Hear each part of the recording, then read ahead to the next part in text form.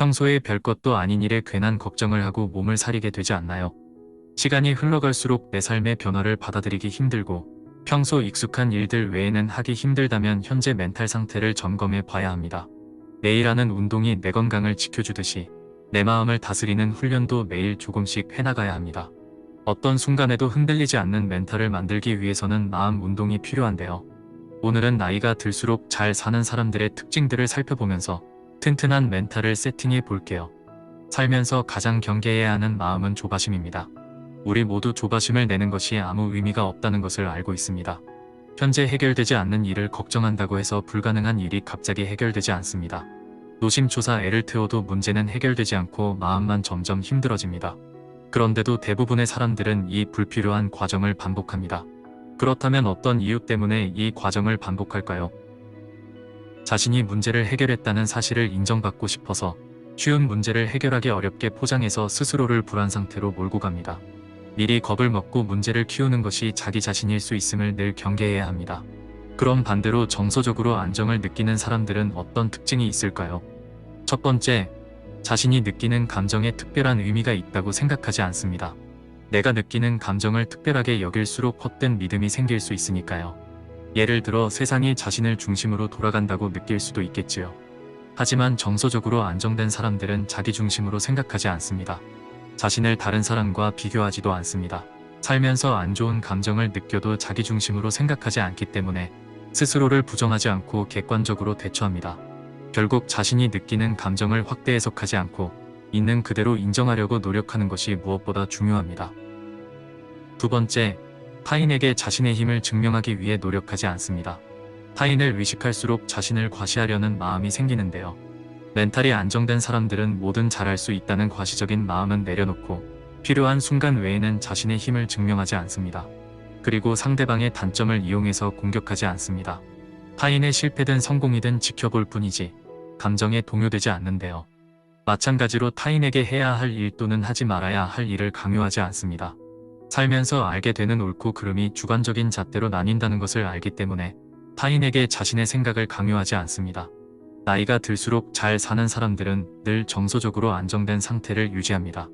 그 이유는 공격적인 태도나 방어적인 자세를 보이지 않고도 자신을 지킬 수 있기 때문인데요. 공격과 방어는 서로 정반대에 있는 것처럼 보이지만 둘 다 불안함을 표시하는 상태입니다. 공격이나 방어적인 자세를 취하지 않고도 자신의 내면을 지킬 수 있어야 합니다.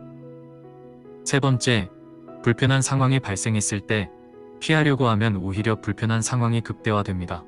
불편은 피한다고 해서 해결되지 않습니다. 방치하지 않고 해결해야만 끝이 납니다. 네 번째, 불안정한 사람일수록 자신의 경험을 최악의 상태로 부풀립니다.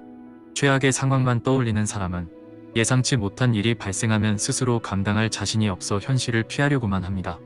반대로 정서적으로 안정적인 사람들은 최악의 상황에서도 객관적으로 바라보고 자신이 해야 할 일을 놓치지 않습니다.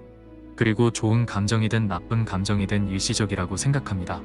그래서 긍정적인 감정에 집중하고 부정적인 감정은 쉽게 흘려보낼 수 있습니다. 다섯째, 불안을 성숙하게 받아들이는 어른이 되어야 합니다. 아이들은 자신이 느끼는 감정을 이해하기 어려워합니다. 어느 정도 나이를 먹기 전까진 감정을 어떻게 조절해야 하는지 모릅니다. 아직 감정에 서투른 아이들이 버릇없는 행동을 했을 때 벌을 준다고 해서 행동이 개선되지 않습니다. 아이들은 착하게 행동할 때 부모가 자신을 사랑한다고 배웁니다.